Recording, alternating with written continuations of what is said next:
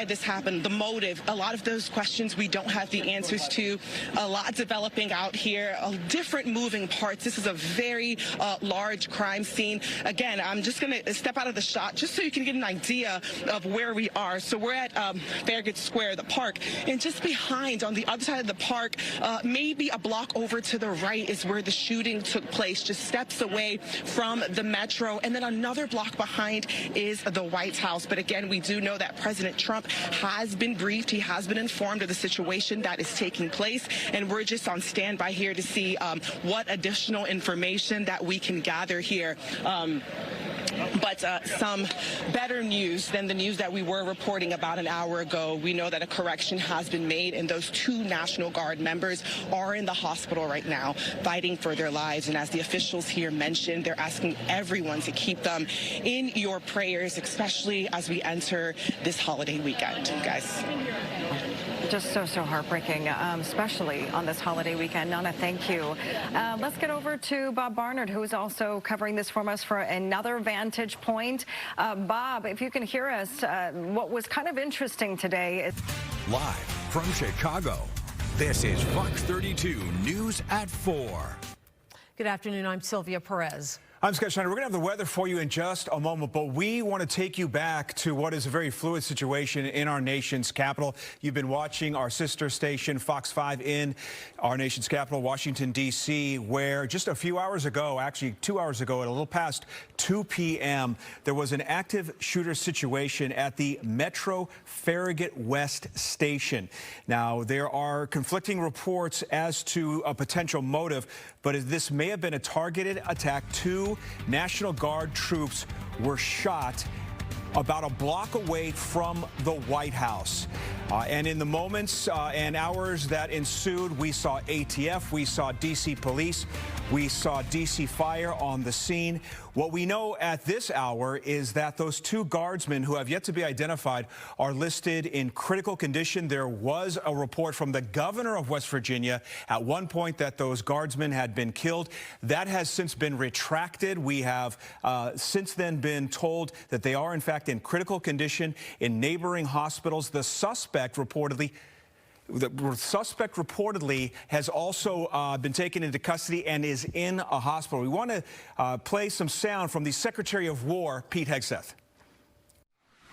Myself and my team were notified that 2 National Guardsmen have been shot in Washington, D.C., critically wounded.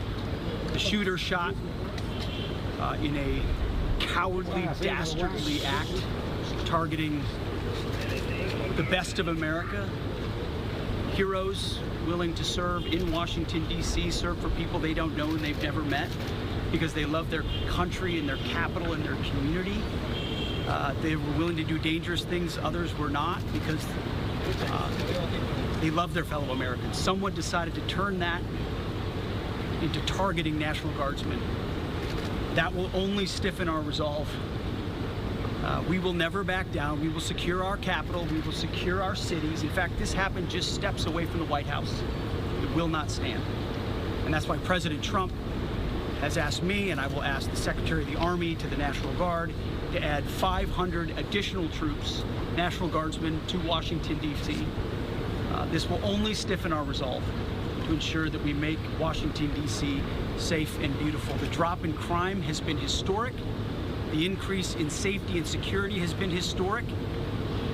But if criminals want to conduct things like this, violence against America's best, we will never back down. President Trump will never back down. That's why the American people elected him. America and our warriors, our National Guardsmen, are strong. And so we're following this very closely. We're getting information rapidly. And I mentioned the faith of this country, the Christian faith, the prayers. I would ask for prayers for our National Guardsmen. Excuse me, Mr. Pete. Appeals to heaven for our National Guardsmen, for their families, on bended knee as a War Department, as a nation. Excuse me. We will never back down. Excuse we think about them right now. So So that was Secretary Hegseth. We should also say, as we were giving you a breakdown of what we know so far, there was a recent news conference held. You were listening to that before you came to us, where they talked about the fact that they do believe it was a targeted attack, as we have said, but that there was only one person involved. That person is now in the hospital. They're saying they do not believe there were any other people involved at this time. And again, all we do know at this point is that those two National Guardsmen are in critical condition in the hospital. In the meantime, we have been listening to our D.C. sister station, and they have been talking to witnesses and people who were on the scene. Let's hear what they had to say. It was about 2:15 p.m. I was going to my lunch break, heading to the Ronald Reagan building to go to the dry cleaners. I was in the Uber. I heard right in front of 17th Street, and I heard boom, boom, 2 times. And then the Uber driver said, "Why are all these people running?" So then I look out the window, and it's little children, adults running, children on both sides of the street, running in the opposite direction. The supervision is saying to the children, "Go, go, run." And then I heard help, help in the direction of the shooting. But I don't know if it was the shooter or if it was someone trying to help the shooter. I had to take out my contacts because my eyes were irritated. But the Uber driver did say to me the individual who did the shooting had a hood on over their head. And I thought to myself, I had literally just said to the Uber driver, "It's such a beautiful day." So then the Uber, and I said, "Why would someone have a hood?" So that to me makes me feel like maybe the individual planned this. And then the police response, or Secret Service guarded men, professional level, government level, quickly came from all directions running. Yeah, how long from you hearing the noises that you heard and the booms that you heard before there was like police presence coming out here? It was seconds. It was seconds. We're on the street, and they immediately told us, "You have to turn around. You have to turn around." Yeah, it was within seconds. Like, I was super impressed. Did you see the person that was running the Susan the Hood? Did you see anybody down on the ground? Is all the extent of the injuries? No, I only saw the individuals who were running in the opposite direction, the children and the little children. They looked like they were only 5. What kind of emotions does that stir in you in that moment, seeing everything unfold? I thought to myself, it was a beautiful day. A beautiful day. It's the holidays. Imagine these little children, something would have happened to them. So you were listening to an eyewitness who was at the scene there from our Fox station. They'd been talking to people. And since then, we have heard from both police and also some legislators, some officials who've been talking at the scene. But now we are hearing from Governor Pritzker here. He put out this tweet. Yeah, he says the shooting of National Guard members in Washington, D.C. today is a horrible tragedy. We must all condemn this kind of unacceptable violence. MK and I are praying for the victims, their families, and all of our service members who sign up to serve our country. So as this is a day before Thanksgiving, there was a lot of talk about how it wasn't as busy in that area as it usually is. But there were a lot of people also just out there visiting and touring. So there were probably more people who were tourists that were actually there when all of this came down. And those were a lot of the people who had heard some of those gunshots that we've been we heard some reports about a half a dozen gunshots. President Trump was not, in fact, in the White House, even though the White House was placed on lockdown, Sylvia, but he did respond from Florida. And this is what he had to say. Yeah, so the animal that shot the 2 National Guardsmen, with both being critically wounded, and now in 2 separate hospitals, is also severely wounded. But regardless, will pay a very steep price. God bless the great National Guard and all of our military and law enforcement. These are truly great people. As President of the United States and everyone associated with the office of the presidency, am with you. So clearly the president reacting, and we heard Secretary Hegseth talking about how he was in contact with President Trump. And this is interesting because we just heard days ago from a federal judge who had declared that the National Guard presence in D.C. had been illegal, and now they're talking about dispatching an additional 500 troops in the coming days as a result of today's apparent ambush of those 2 National Guard members. But again, it does appear that the person that they believe targeted these 2 National Guardsmen is in the hospital in critical condition, and they do believe he's the only person that might have been involved. We have a lot more information that's coming in because this is a developing story. So we will be sticking with this. In the meantime, though, let's take a look at what's happening back here at home, because if you got outside today, you noticed those winds were incredible. And look, this is at North Center, a tree falling down, as you can see, sitting on top of a vehicle. If you were outside today, as I said, those winds were so bad that they actually caused delays at the airport. And we usually, Emily, don't see this when the leaves are off of the trees this time of year. So that really speaks volumes about the severity of the gusts. And you warned us about this yesterday. Well, you know, thank goodness that the leaves were off the trees, because think of all of that extra weight that would have been on those branches as well. And whenever you have wind storms coming through like this, unfortunately, this is something that we could be dealing with. And take a look at some of the numbers behind me here. So some of the wind gusts that we've had, the peak gusts that I've seen from the area, they were just as strong as what you would get with a severe thunderstorm warning. So that begins at 58 miles per hour. We had a 58 mile per hour gust at Gary. And in Michigan City, 66 mile per hour wind gusts were reported earlier today. In Batavia, 50 miles per hour, 49 in Waukegan, and about 48 miles per hour at Chicago O'Hare. So again, we do have that wind advisory that's going to remain in effect until 9 p.m., but it's still going to stay gusty through the night and then even into our day tomorrow. Take a look at some of the scattered power outages. Not a ton, but we are seeing roughly 2,000 customers that are in the dark, likely because of those winds. Again, the entire area has that wind advisory remaining in effect until 9 p.m. And of course, all attention at this point is already turning to this upcoming weekend. So we have dry skies for Thursday on Thanksgiving, same thing on Friday, but by Saturday morning, we have snow that's going to be moving in, and it could be briefly heavy. In fact, some portions of the area could be seeing 4, 6 inches or more. I'll talk more about it coming up. Well, and that's all happening here on this Thanksgiving weekend.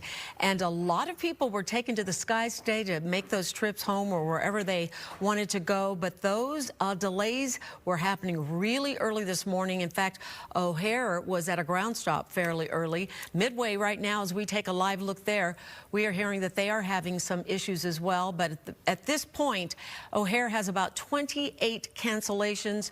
We're told Midway, you know, their numbers are also on the increase, and that this ground stop could probably continue well into the evening. As Emily was saying, these high winds are going to be sticking around for a while. Timing's everything. It just so happens to be the busiest travel day of the year. The Thanksgiving rush is on.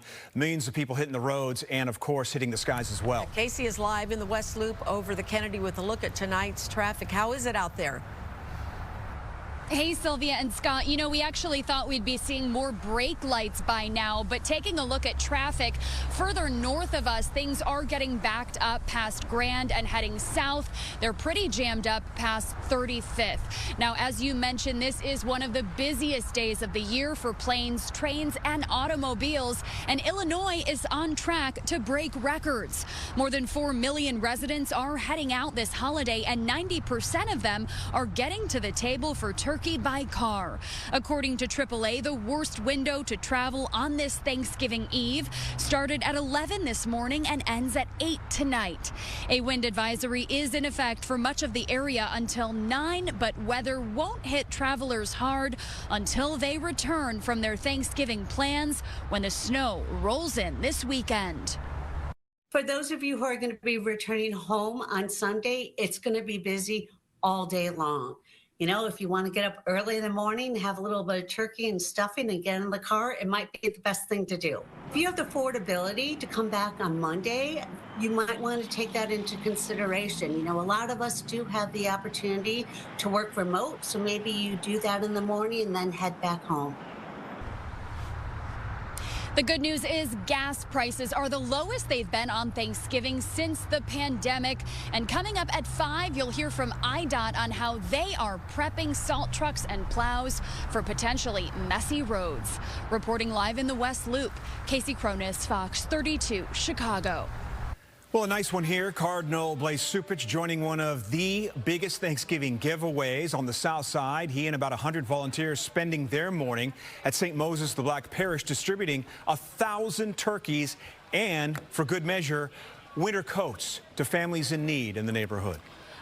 New tonight, Project Swish, a Chicago program dedicated to keeping children safe and off the streets, teamed up with Chicago Bulls guard Dalen Terry for a special Thanksgiving event. Yeah, it comes at an emotional time for the organization. They continue to mourn the recent death of 14-year-old Armani Floyd, a longtime Swish participant. Our Leslie Moreno is live at Ogden Park on the south side. Leslie. Hey guys, good evening. Yeah, tonight the basketball community came together to celebrate Armani's life, their love for basketball, and to begin to heal. The Swish program hosted its annual holiday open run and private Thanksgiving dinner, an event built to give neighborhood youth a safe place to play, gather, and connect. After an afternoon of open run basketball, the energy shifted when Chicago Bulls guard Dalen Terry walked into the gym, greeting players and taking photos. Organizers say today was about more than holiday cheer. They also addressed the death of Armani Floyd, a dedicated Swish participant whose loss has shaken the entire community. Staff says moments like this are crucial for young people processing grief and searching for stability. A lot of the times, a lot of these guys only saw each other in the gym, and they all had individual relationships with Armani, but now they can come together, share their memories, kind of heal together, bond together, kind of figure out how they can work through it together. And I know what basketball did for myself. You know, I mentioned that I lost some friends growing up as well, and I just wanted to be in the gym, so it was my form of therapy. And this morning, Chicago police released images of a person of interest in this case. That is him on your screen there. Nelson says he hopes this mix of basketball and mentorship continues to provide hope, especially during a difficult time. Project Swish says they'll continue honoring Armani by pouring into the young people he played with. If you do recognize the man in those images, you're urged to call police right away. As of this evening, no arrests have been made. We're now reporting live in Chicago's South Side. Leslie Moreno, Fox 32 Chicago. Thank you, Leslie. After the break, how volunteers are making sure everyone gets a Thanksgiving meal. And we've got an incredible follow-up report about that suspect at the center of the CTA loop arson, fueling more debate over electronic monitoring.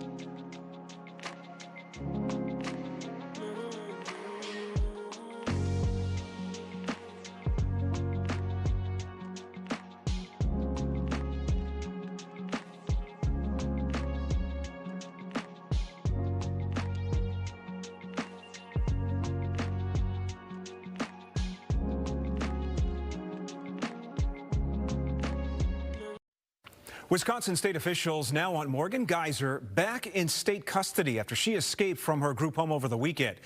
As we've reported, she was convicted in the Slender Man stabbing about a decade ago. She took a bus from Madison here to Chicago Saturday night and was found by police in Posen on Sunday.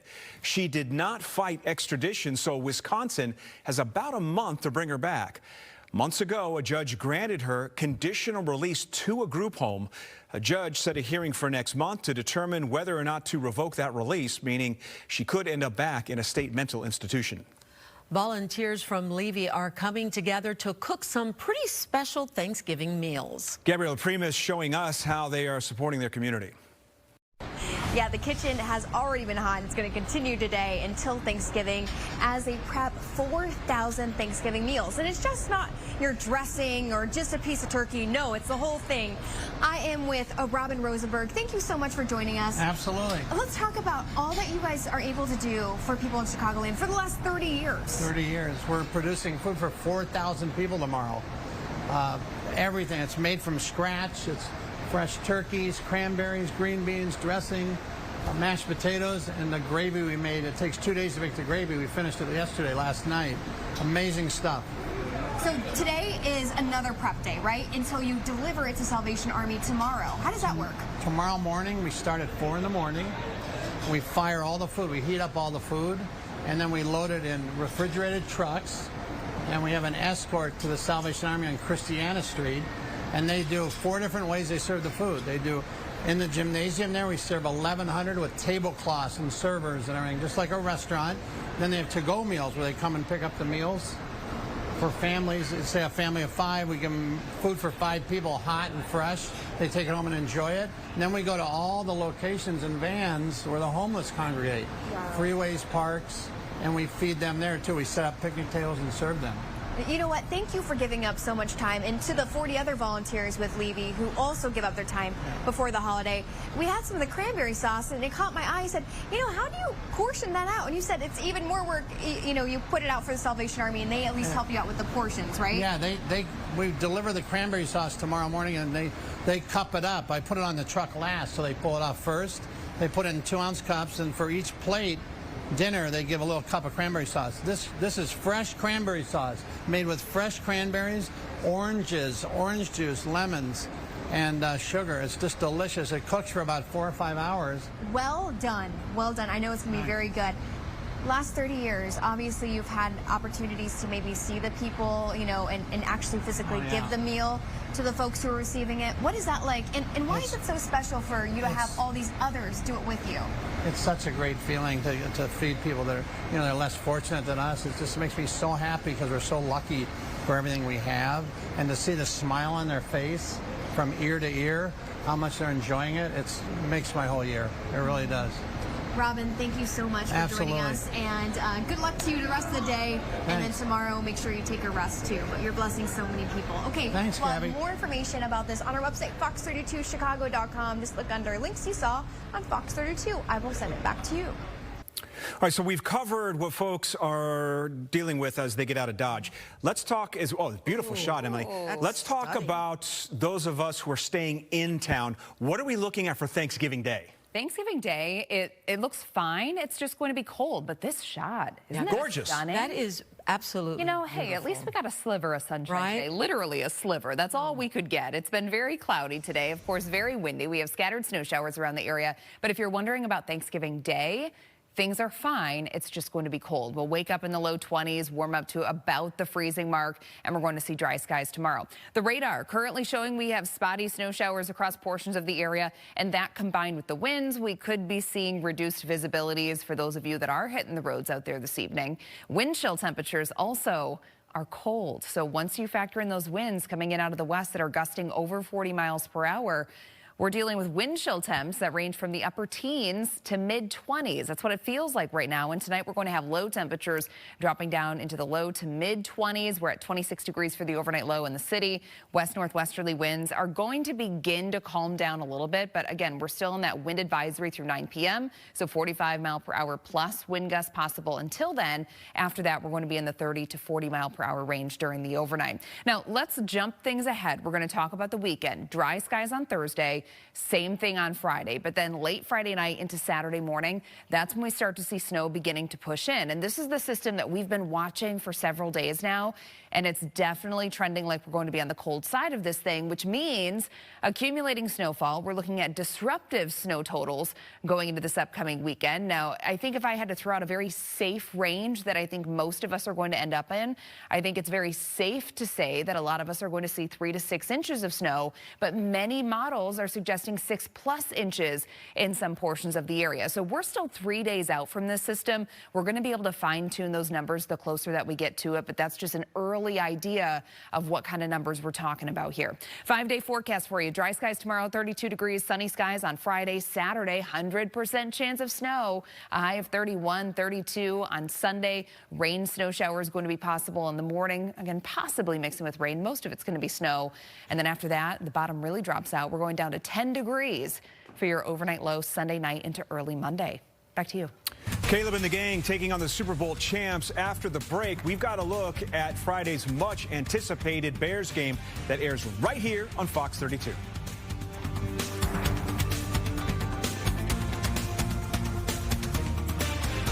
Thanksgiving.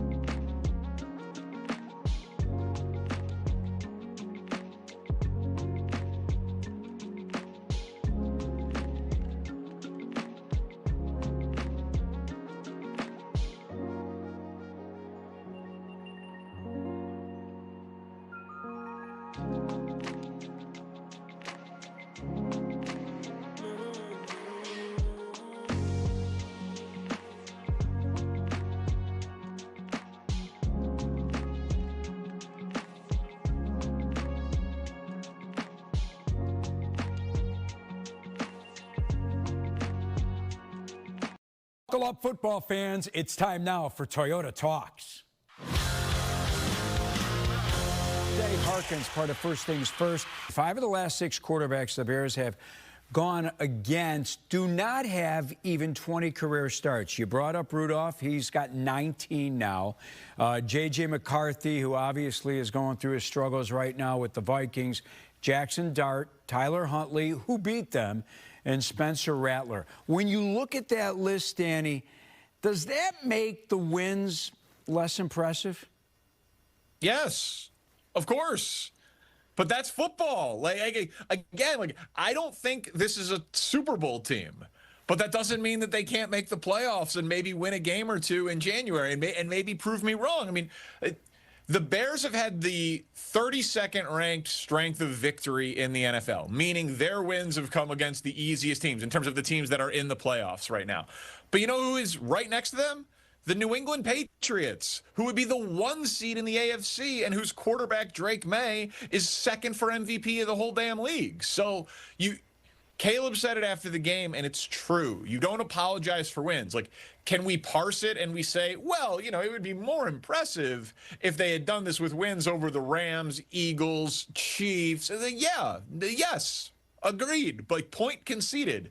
But they haven't, and that's okay. Like, because there's a version of events here, Lou, where instead of being 8-3, they're 5-6 playing these quarterbacks and this schedule. And then we're asking a lot tougher questions than, well, is it that impressive that they're 8-3? Like, so I will take it, and any points that people want to make about like who they've beaten, like, fine. I largely agree with you, but I don't think it really dampers my enthusiasm for how enjoyable this season has been.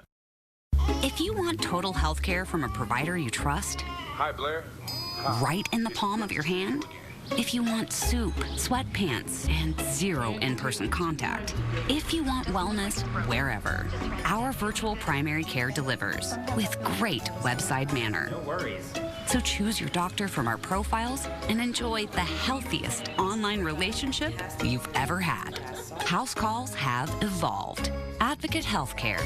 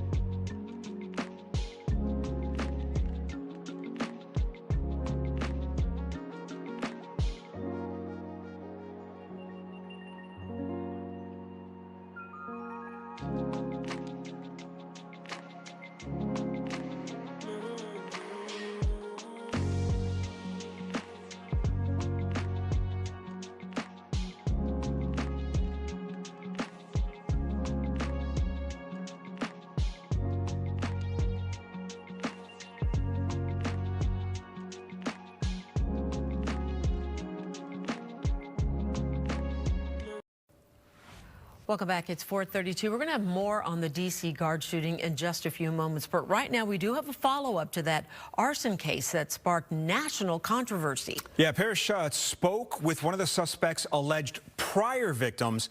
And Paris, this is really an incredible account. It is, Scott and Sylvia, and it really underscores how this man was able to be on the street after 71 arrests, many for assaulting women. You know, Amy Eck was standing outside her office on LaSalle Street downtown in December of 2021 when a stranger, turned out to be Lawrence Reed, came up and punched her in the face.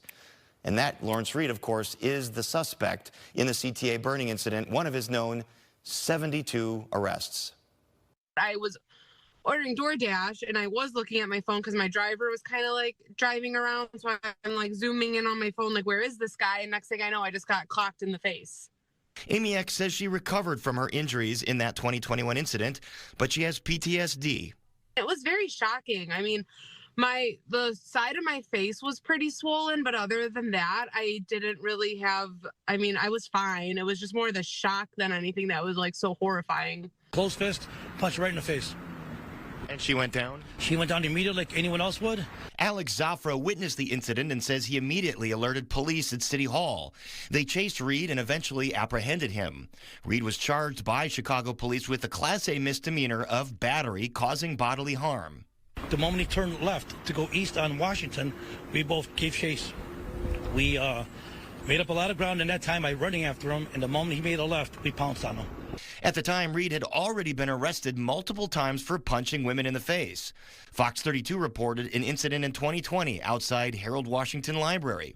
Reed most recently was arrested last week and faces federal terrorism charges after allegedly dousing a woman with lighter fluid on the CTA and setting her on fire. It came after a Cook County judge ordered Reed released on electronic monitoring for aggravated battery charges after punching a nurse in the face, despite Cook County prosecutors arguing forcefully for him to be held in jail. CWB Chicago first reported that Reed was in violation of his curfew when the burning incident took place. Eck says prosecutors convinced her that Reed was mentally ill and needed treatment. She says her 2021 case was eventually dropped. They told me that if he promised to get treatment and to take it seriously, would that be okay? And like in hindsight, I should have said no, but you know, it was, you know, you're in a courtroom. It was kind of scary. It was a lot of pressure. And I was like, okay, like if this is for real and he's really going to take it seriously, like I didn't know what he was. I mean, I should have known what he was capable of, but you know. Eck says a family member notified her that the suspect in the loop burning attack was Lawrence Reed, the same person that punched her in the face. And I saw this article about a woman getting lit on fire, and I didn't even like click it. I was like, that's horrible. And I kind of kept moving on. And then someone had brought to my attention that it was him. And then I was like, oh my, and it was a little triggering for me. I don't understand how he's walking out like a free man and is able to continue to do this to people. It made me angry.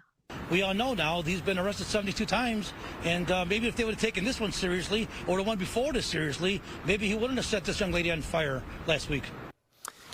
Meanwhile, late last night, Cook County Chief Judge Tim Evans put out a statement saying they would review whether protocol was followed when the judge ordered Reed released recently on electronic monitoring. Says they will also review what needs to change about the system, including alerting the state's attorney's office when someone is in violation. But criminal justice experts that I speak with, Sylvia, says that will probably not do very much to solve this problem. Yeah, this has a lot of people shaking their heads. Absolutely. Yeah. So many arrests prior to even Amy's incident. Right. She said she went and researched, and she had found multiple stories of this guy punching women. All right. Thanks for that, Paris. We do continue to follow and give you updates now on the attack in the nation's capital that left 2 National Guardsmen critically wounded. In an update from officials, including FBI Director Kash Patel, we did learn that other Guard troops were wounded and detained. The suspect, this is a live look right now at the scene, which, as you can imagine, they will be on the scene for some time. There were tourists there on the day before Thanksgiving, so they obviously have a lot of people that they need to question as well. Yeah, and one of the key questions that has yet to be definitively answered, was this a targeted attack? Was this, in fact, an ambush of those 2 National Guardsmen just outside of the Farragut West Metro Station, about a block from the White House? Meanwhile, tonight we are hearing from the Illinois National Guard, releasing a statement reading in part, join the rest of the National Guard soldiers and airmen from across the nation in extending our thoughts and prayers to these 2 soldiers and their families. We are awaiting a response from the hospital where the 2 guardsmen were taken. We still do not know with any certainty their conditions. At one point, the governor of West Virginia had announced that they had died. That was since retracted. We are told they are in critical condition. And again, it goes without, even saying the words. But all of us, I think, across the country, especially given the timing of this at the holidays, we are certainly hoping for some good news tonight.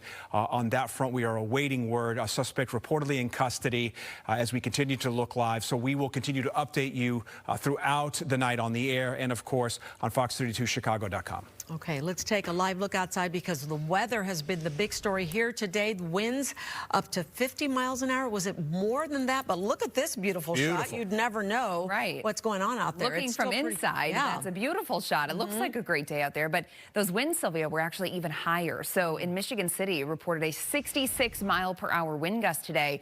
We still have that wind advisory that's remaining in effect for the entire Chicagoland area. That's going to last until 9 p.m. But even after 9 p.m., it's still going to be windy. We're just no longer going to be in that wind advisory criteria, which is 45-mile-per-hour wind gusts and higher.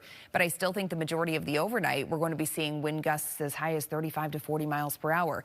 Futurecast, jumping things ahead to the Thanksgiving holiday. We are dry tomorrow. We're going to end up seeing partly sunny skies.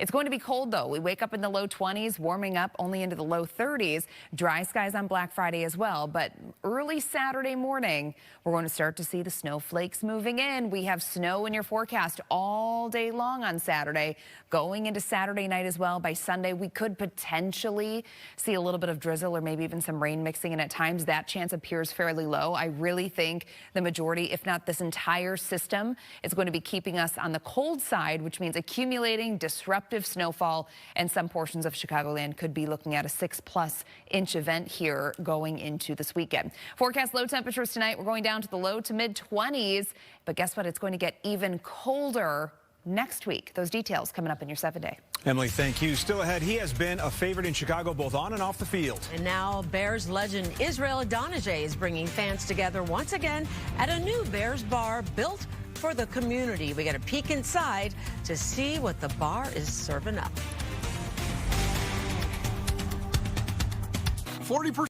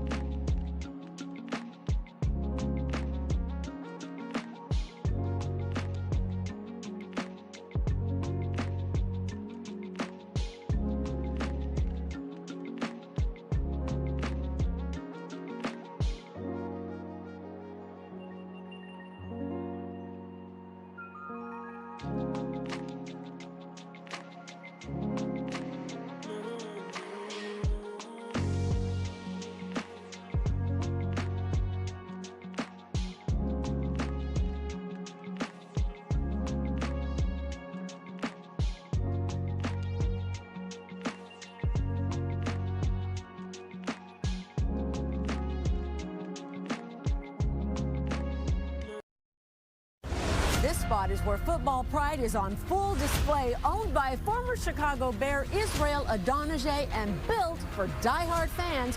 Welcome to the Staley. And this spot is a super fan's dream with 8,900 square feet, 16 TV screens, 2 jumbo. It's amazing. And here's the man himself. Israel Adonijah. Izzy, nice to see you. Welcome to the Staley. Oh my gosh. So first of all, Israel, I love the Staley. This is my first time here. Welcome. It's beautiful. I will be coming back. How long have you been open, and what do you want people to know about the Staley? Yeah, we've been open for about 9 months now, and this has just been a really special project. Previous to us taking over the space, it was a Packer bar, right? And as in Green Bay? Green Bay. Are you kidding? Just disgusting, right? and because it's so proximate, it's the closest bar to Soldier Field. Everybody still had to come here and hang out before and after Bears games because it was just the location is phenomenal. It's such a great location. So it was an absolute privilege and honor to convert this bar to what it should be. A proper Bears bar. Let's go Bears, who are now 4 wins in a row, right? How amazing is that, so right? good, so good. Okay, and I can't talk to you without talking to you about your time with the Bears. You're a defensive lineman. Tell me about those memories that you have of playing during that time and what it means to kind of really come back full circle. I mean, what an incredible chapter in my life, right? My 10 years that I was fortunate to play in what I consider the greatest sports city in the world, Chicago. It was just really special. Over those years, we had one of the best defenses, in the league, across the league, and we didn't really know how special what we had was, right? Just like to be able to play with Hall of Famers, future Hall of Famers, to be able to make it to a Super Bowl, right? Just these memories that we were fortunate to build together will last a lifetime, and it was a really special time for us as players and our relationship really with the fans of the city. Okay, now we've got some beautiful cocktails in front of us, and it's amazing. You can come here, you can have great drinks, and the food, I think, is 2.0 when I think of bar food. So we've got to talk about that. So let's bring some of that in, All right, okay? let's bring in some great food. Okay. I mean, I hope you're hungry. I'm hungry, always hungry. Wings are big here. You can get them bone-in or boneless. Here we have our buffalo style bone-in and boneless. You can get it with our own house-made ranch dressing. These are also delicious, our garlic Parmesan wings. And then we have here our loaded nachos, brisket, nachos, cheese, fresh baby tomatoes. Our pizzas are also very big. Here we have our sweet heat. It's our pepperoni pizza with some hot honey.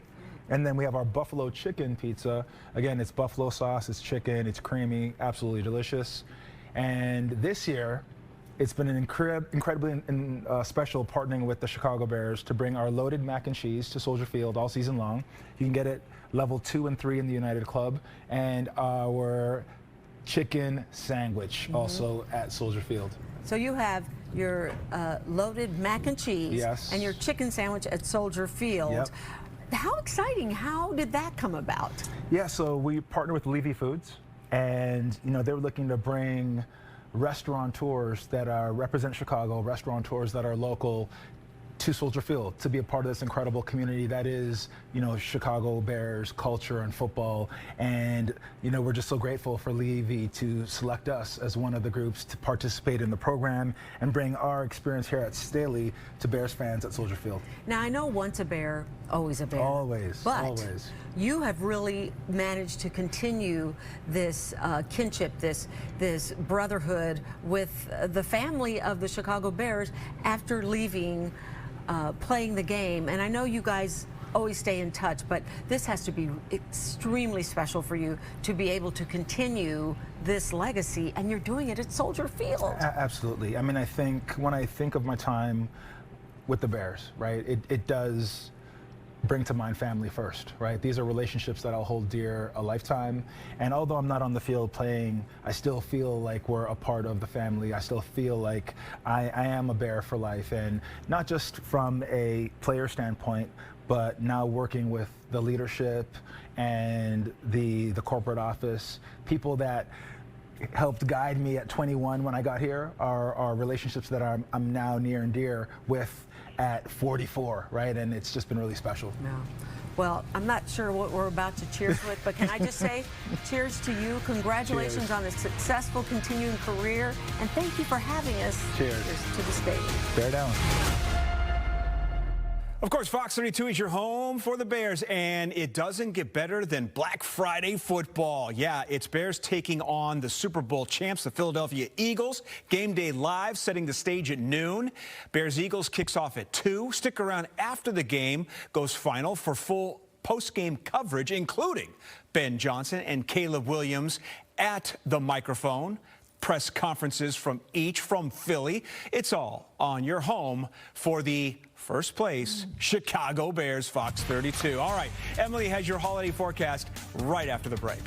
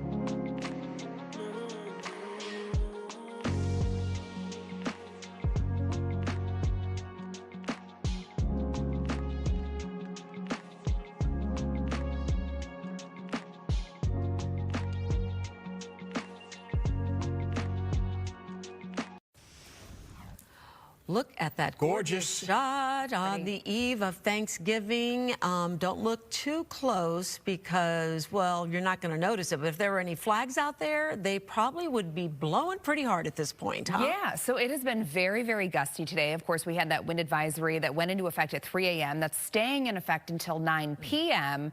Even after that advisory comes to an end, it's still going to be windy out there tonight. We're still looking at wind gusts around 40 miles per hour through at least midnight. But take a look at some of these gusts that we've had reported to us earlier today. 66 miles per hour was the peak wind gust that I saw coming out of our area over in Michigan City. 58 miles per hour at the Gary Airport. And by the way, severe thunderstorm warnings are issued when winds are over 58 miles per hour. So that gives you an idea that these are considered to be severe wind gusts that we're dealing with in places like Gary and Michigan City earlier today. In Batavia, we had a 50 mile per hour wind gust, 49 miles per hour in Waukegan. And at O'Hare today, we recorded a 48 mile per hour wind gust. Again, here's a look at all of the advisories. It extends throughout the entire Chicagoland region. That's lasting until 9 p.m. But then even after that, it's still going to remain windy. Now, there's been so many questions and eyeballs on this weekend because, as we know, it's a very busy travel weekend. And we're going to be dealing with snow, too. So let's walk you through the time frame here. Thursday and Friday, by the way, it's fine. It's just going to be cold. But then Friday night into Saturday, I have the clock stepped here around 9 p.m. on Friday. Watch as this snow begins to approach the area. So overnight Friday into early morning Saturday, we're going to start to see some light snow spreading across the area. So it's not going to start off as heavy snow. It's starting off as scattered light snow showers during the overnight. But then through the day on Saturday, snow is going to spread across the region. Heavy snow is expected at times. Now, there are a couple of models still trying to bring in a couple raindrops, which of course would be cutting down those snow totals. But the majority of models now making it look like we are not going to miss out on this thing. So for those of you that love snow, I think you're going to be happy about the forecast. But for a lot of us that are going to be traveling or have family or friends that are going to be traveling in, out, or around the region this weekend, it's going to be creating some hassles and some headaches. So Futurecast showing that this is winding down going into Sunday morning. But take a look at this early look at totals. So we're still 3 days out. Numbers could change, but there seems to be a pretty good agreement that we're going to be seeing as much as 6+ inches of snow in at least some portions of the area. And if I had to choose who has the best chance of seeing 6+ inches, I think it's going to be the northern half of Chicagoland, closer to the Wisconsin state line is where we could be seeing some of those higher totals. But nonetheless, a disruptive snowstorm is coming our way for Saturday, and then it's going to taper off going into Sunday. Your 5-day forecast here, low 30s for highs the next couple of days. We're dropping down to 20 as your high temperature on Monday. Low temperatures early next week could be in the single digits. So let's show you Futurecast now through tonight. No issues here. We have scattered snow showers out there currently, but those are going to be coming to an end. We have dry skies for your Thursday. Skies are going to be partly sunny through the day. It's still cold for Thanksgiving. We're looking at highs in the low 30s. And then there you see it Friday during the day. Things are okay. It's not until Friday night into Saturday that we start to see that snow reaching into the region. For tonight, we're dropping down to 26 degrees. Once that wind advisory comes to an end, we're still going to have wind gusts as high as about 40 miles per hour. Your 7-day forecast tomorrow, Friday, we're going to be in the low 30s. We have 100% chance of seeing that snow on Saturday. I don't think we're getting out of this one. And then on Sunday, we're going to start to see those showers tapering off, possibly a few raindrops mixing in. Temperatures warm up to about 32, and then we're going to drop off going into early next week. We have single-digit lows by Tuesday morning. Sylvia. Wow. Okay. Thank you for that. Take a look in Detroit. A young girl's dream comes true when she meets the Jonas Brothers. Oh, look at that. The Jonas Brothers. Paisley has been battling heart and lung issues, making the moment even more meaningful. The 7-year-old walks over to Joe Jonas with open arms for a hug. Apparently, that was her only wish. Her mom says she reached out to Joe through TikTok, and they set up the meeting. Wow. The brothers autographed Paisley's sign that she took to the concert, and she gave them hand-drawn pictures. They also brought her up next to the stage for a few songs. And see, Scott, now you're going to watch the very Jonas You Christmas. just saw it, and you loved it. It's so you give it cheesy. Sylvia Perez thumbs up, and that's rare. It's the Christmas cheese. I highly recommend it. Thanks for watching at 5. The news at 5, or 4 rather. The news at 5 is straight ahead.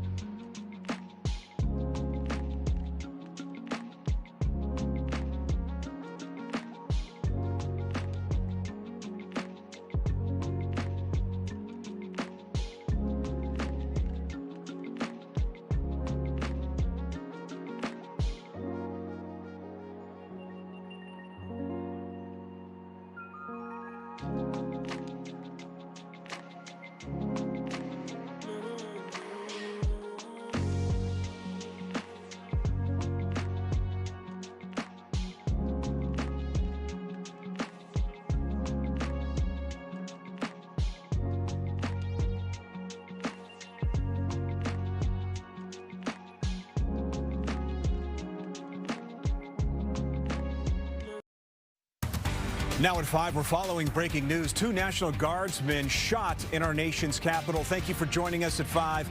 I'm Scott Schneider. And I'm Sylvia Perez. Dawn has the evening off. We want to get right to that breaking news. 2 West Virginia National Guard members who deployed to Washington, D.C. have been shot.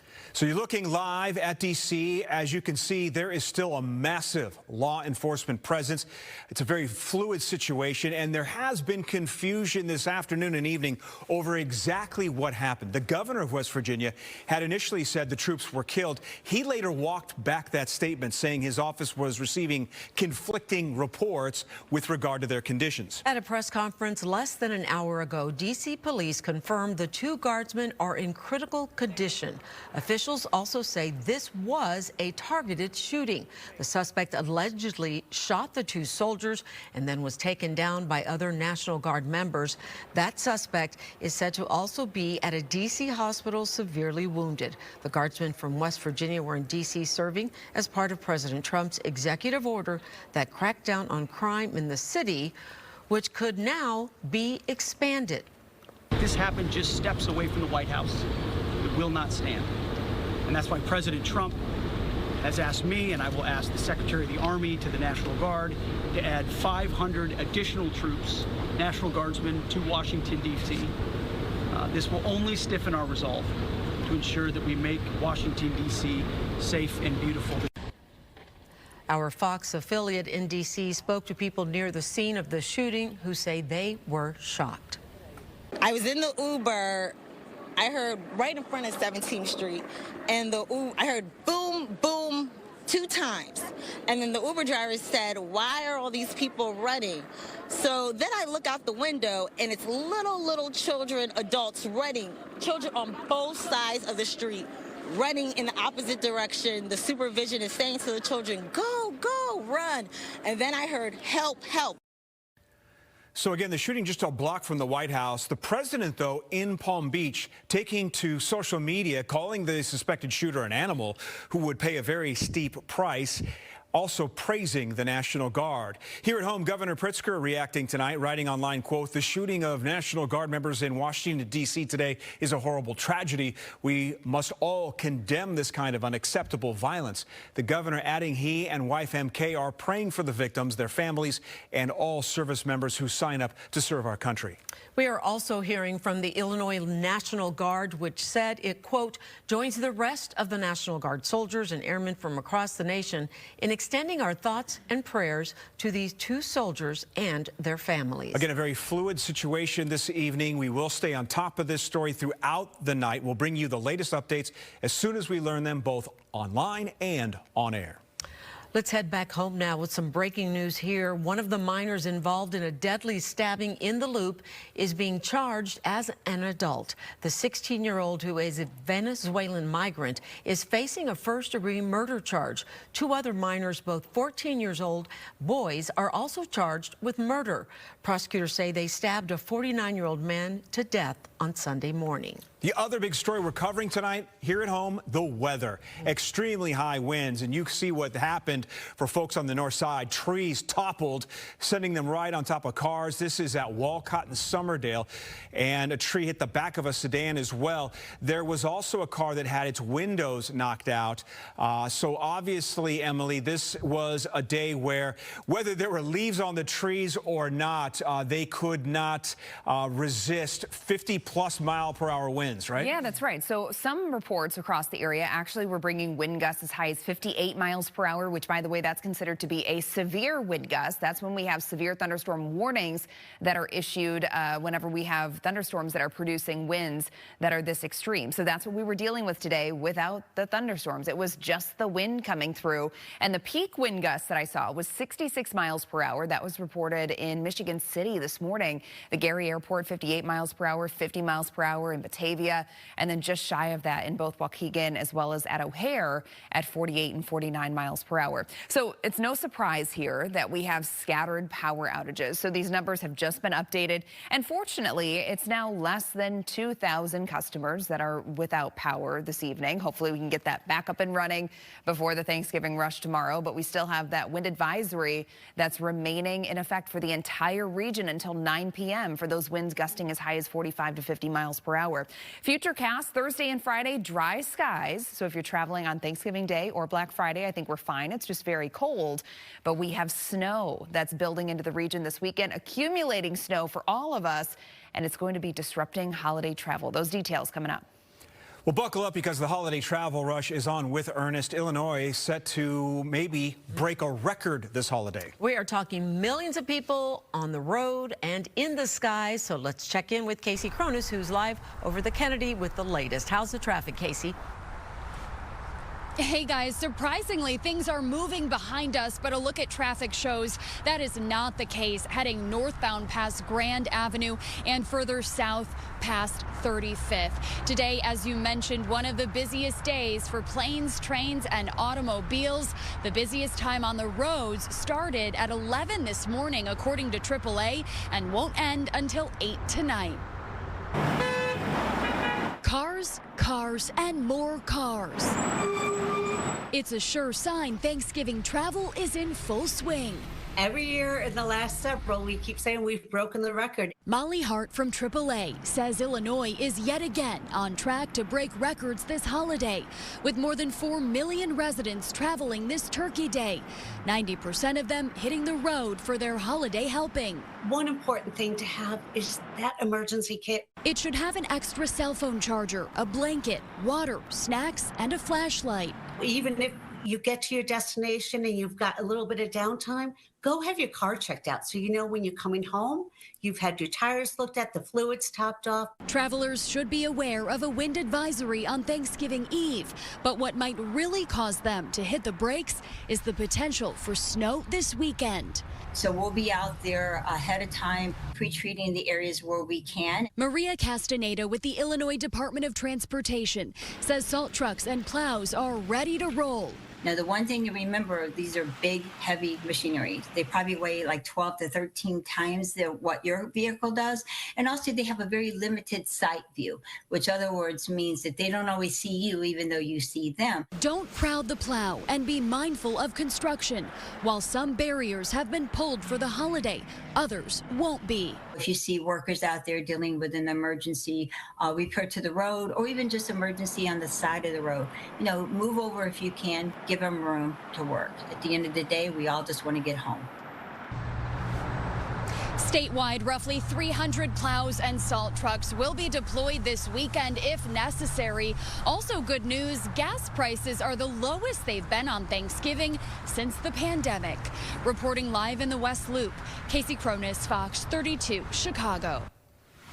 Well, it won't be any less crowded in the skies as well. This is a live look at Midway. Hard to see much, but right now we're being told that more than 300,000 people are expected to pass through this over the next several days, and you add all the wind that's been going on, the delays, it's probably not the most fun time to be going, right? And at O'Hare, more than 1.5 million people are expected to pass through there, and travel, we are told, is already messy. 2 ground stops were briefly issued this morning because of snow and ice, and right now there is a ground delay that's set to end just before 9 o'clock tonight. So far, there has been around 50 cancellations. New tonight, Project Swish, a Chicago program dedicated to keeping kids safe and off the streets, teaming up with the Bulls and with guard Dalen Terry for a very special Thanksgiving event. This is coming at an emotional moment for the organization as they continue to mourn the recent death of 14-year-old Armani Floyd, a longtime Swish participant. Leslie Moreno, live tonight at Ogden Park on the South Side. Leslie. Hey guys, good evening. Yeah, tonight the basketball community came together to celebrate Armani's life, their love for basketball, and to begin to heal. Project Swish hosted its annual holiday open run and private Thanksgiving dinner, an event built to give neighborhood youth a safe place to play, gather, and connect. After an afternoon of open run basketball, the energy shifted when Chicago Bulls guard Dalen Terry walked into the gym, greeting players and taking photos. Organizers say today was about more than holiday cheer. They also addressed the death of Armani Floyd, a dedicated Swish participant whose loss has shaken the entire community. Staff say moments like this are crucial for young people processing grief and searching for stability. A lot of the times, a lot of these guys only saw each other in the gym, and they all had individual relationships with Armani, but now they can come together, share their memories, kind of heal together, bond together, kind of figure out how they can work through it together. And I know what basketball did for myself. You know, I mentioned that I lost some friends growing up as well, and I just wanted to be in the gym, so it was my form of therapy. This morning, Chicago police released images of a person of interest in this case. That's him on your screen there. Nelson says he hopes this mix of basketball and mentorship continues to provide hope, especially during a difficult time. Project Swish says they'll continue honoring Armani by pouring into the young people he played with. As of this evening, no arrests have been made, but if anyone out there recognizes the person in that video, you're urged to call police right away. For now, reporting live in Chicago's South Side, Les Moreno, Fox 32 Chicago. A former assault victim of the CTA burning suspect is speaking out tonight exclusively to Fox 32. A young woman says she was beaten by him in the Loop in 2021, but his case was dropped. She says this is a window into a broken criminal justice system that kept Reed out on the street. Political reporter Paris Schutz has details. Yeah, the more we learn about Reed's history here with the law, the more the details are shocking here. Amy Eck was standing outside her office on LaSalle Street downtown in December of 2021 when a stranger came up and punched her in the face. Turns out that was CTA burning suspect Lawrence Reed. And this incident was one of his 72 known arrests. I was ordering DoorDash and I was looking at my phone because my driver was kind of like driving around. So I'm like zooming in on my phone, like, where is this guy? And next thing I know, I just got clocked in the face. Amy Eck says she recovered from her injuries in that 2021 incident, but she has PTSD. It was very shocking. I mean, the side of my face was pretty swollen, but other than that, I didn't really have, I mean, I was fine. It was just more the shock than anything that was like so horrifying. Closed fist, punch right in the face. And she went down? She went down immediately like anyone else would. Alex Zafra witnessed the incident and says he immediately alerted police at City Hall. They chased Reed and eventually apprehended him. Reed was charged by Chicago police with a Class A misdemeanor of battery causing bodily harm. The moment he turned left to go east on Washington, we both gave chase. We made up a lot of ground in that time by running after him, and the moment he made a left, we pounced on him. At the time, Reed had already been arrested multiple times for punching women in the face. Fox 32 reported an incident in 2020 outside Harold Washington Library. Reed most recently was arrested last week and faces federal terrorism charges after allegedly dousing a woman with lighter fluid on the CTA and setting her on fire. It came after a Cook County judge ordered Reed released on electronic monitoring for aggravated battery charges after punching a nurse in the face, despite Cook County prosecutors arguing forcefully for him to be held in jail. CWB Chicago first reported that Reed was in violation of his curfew when the burning incident took place. Eck says prosecutors convinced her that Reed was mentally ill and needed treatment. She says her 2021 case was eventually dropped. They told me that if he promised to get treatment and to take it seriously, would that be okay? And like in hindsight, I should have said no, but you know, it was, you know, you're in a courtroom. It was kind of scary. It was a lot of pressure. And I was like, okay, like if this is for real and he's really going to take it seriously, like I didn't know what he was. I mean, I should have known what he was capable of, but you know. Eck says a family member notified her that the suspect in the Loop burning attack was Lawrence Reed, the same person that punched her in the face. And I saw this article about a woman getting lit on fire and I didn't even like click it. I was like, that's horrible. And I kind of kept moving on. And then someone had brought to my attention that it was him. And then I was like, oh my, and it was a little triggering for me. I don't understand how he's walking out like a free man and is able to continue to do this to people. It made me angry. We all know now he's been arrested 72 times, and maybe if they would have taken this one seriously or the one before this seriously, maybe he wouldn't have set this young lady on fire last week. And meanwhile, late last night, Cook County Judge Tim Evans put out a statement saying they would review whether protocol was followed when a judge ordered Reed released this year on electronic monitoring after that alleged incident where he punched a nurse. Evans also says they'll review what needs to change about the system, including now alerting the state's attorney's office when someone is in violation. Also a note here, Sylvia, there will be a new chief judge who was elected. His name is Charles Beach. He takes over December 1st, next week. You would think that this electronic monitoring situation will be top on his mind. Yeah, a lot of people will be looking into that. Thank you, Paris. Still ahead on the news at 5. In a special report, we go back to 1998 when the search for a missing Northwest suburban man began. Also tonight, East Garfield Park tenants are demanding repairs to their apartment building. Keep it here.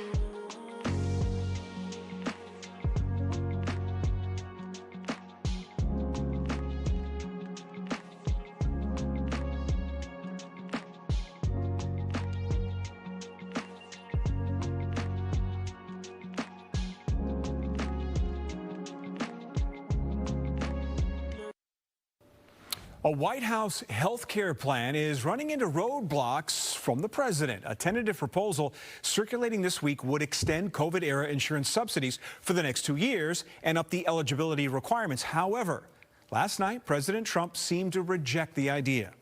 I don't want to extend them for 2 years. I'd rather not extend them at all.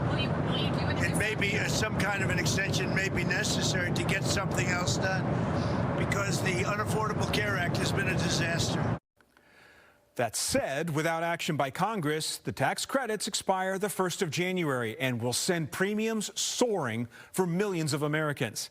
Some Republicans argue that Democrats actually designed the subsidies to be temporary when they passed them 4 years ago. Residents of Harrison Court's apartments are speaking up tonight about living conditions they say are sending them to the hospital. More than half of the residents claim their apartments have mold, they have leaks, in some cases rodent infestations. Tenants now demanding Mayor Johnson provide $20 million in repairs to 3 separate buildings located in the city's East Garfield Park neighborhood. They are pushing the Chicago Housing Authority to move them to safer conditions immediately. They need to do a lot more than what they're doing here. I've been sick. I've told them they have not done nothing to deal with it. So now I'm asking the mayor to help Harrison Court out.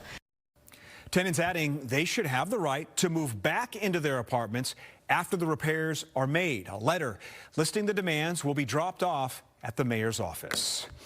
All right, so much to get to today on this Thanksgiving Eve, including the fact that it is the busiest travel day of the year.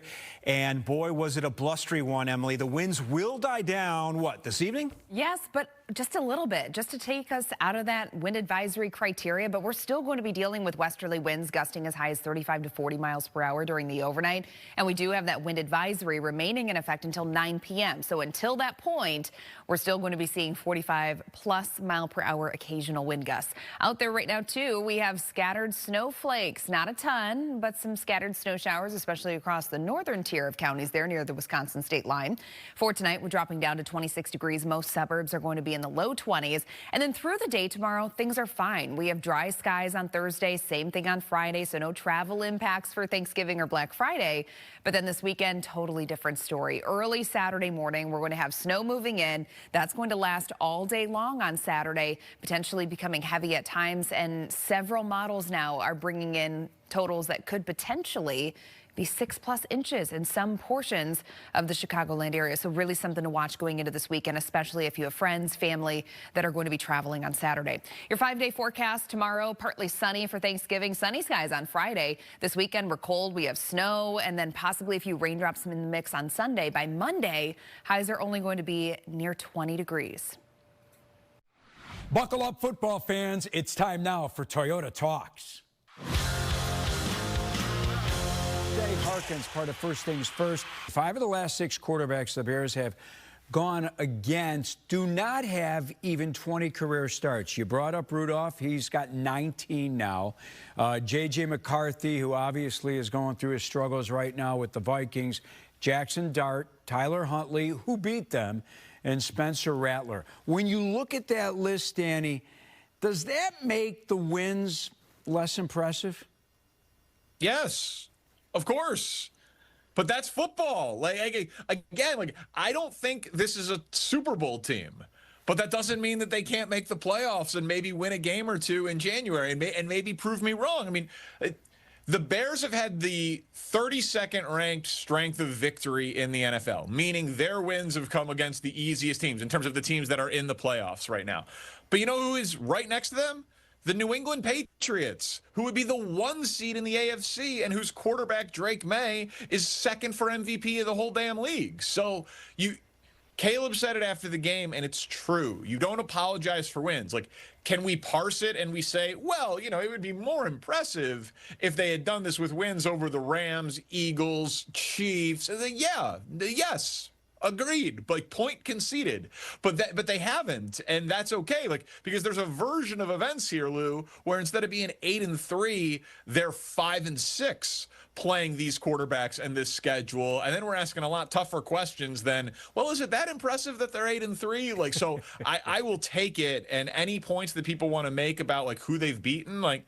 Fine. I largely agree with you, but I don't think it really dampers my enthusiasm for how enjoyable this season has been. Thanksgiving.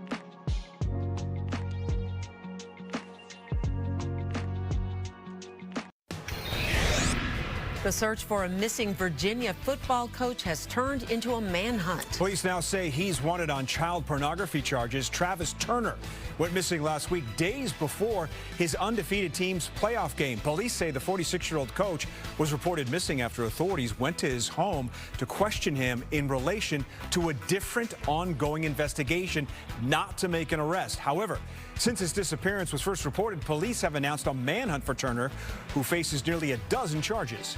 The Virginia State Police has obtained 10 warrants for missing high school football coach Travis L. Turner. Turner is wanted on 5 counts of child pornography and 5 counts of using a computer to solicit a minor. Now, his wife tells the Daily Mail the charges are not true and that she does not know anything in regard to the alleged crimes, or does she know where her husband is? A crazy scene in Fort Myers, Florida. A coyote on the ledge of a hotel's parking garage. The animal somehow made its way into the garage and then up on the building. Firefighters, police, everyone was there. Take a look at that. Tried to get that coyote down, but it eventually saved itself, jumping back into the garage before finally running away. Let's go to Tennessee, where an animal sanctuary relies on turkeys for therapy. This is the Gentle Barn. It's about 40 miles southeast of Nashville. The founder says she's had the idea to include turkeys as part of therapy when one of them was following her around while she was doing chores. The stereotypes out there that they're dumb, you know, all these things. And after 26 years at the Gentle Barn, I have to tell you that I have come to find that completely not true. They are extremely intelligent. They have a very rich and highly developed language. Apparently, it's not just the turkeys offering up a little therapy at Gentle Barn, also the cows and even the horses. Yeah, that's good. That's a good go. Come here. Go. Hey, go. Come here. No, no, no, no, no, no, no, no. No, come here. Come here. Nice. That's funny. A police officer in Texas arrests a stray goat. The goat was by himself on the side of a road. He must be somebody's pet. He was being bad. Oh, very good. He was trying to get in the car there. Look at that. He first tried to get in the front passenger side of the officer's patrol vehicle. To the objections of the officer, as you heard, he then gets in the back, and the officer reads him his rights, and off they go. You have the right to remain silent and not make any statements at all. Any statements you make may be used against you at trial. Any statements you make may be used as evidence against you in court. The police department adds that the goat has been trying to promote himself to sergeant. There's so much more here. Now, if you need help preparing this year's Thanksgiving turkey, it is not too late. Yeah, we hung out with some folks answering the phones at Butterball to get some tips of our own. So you only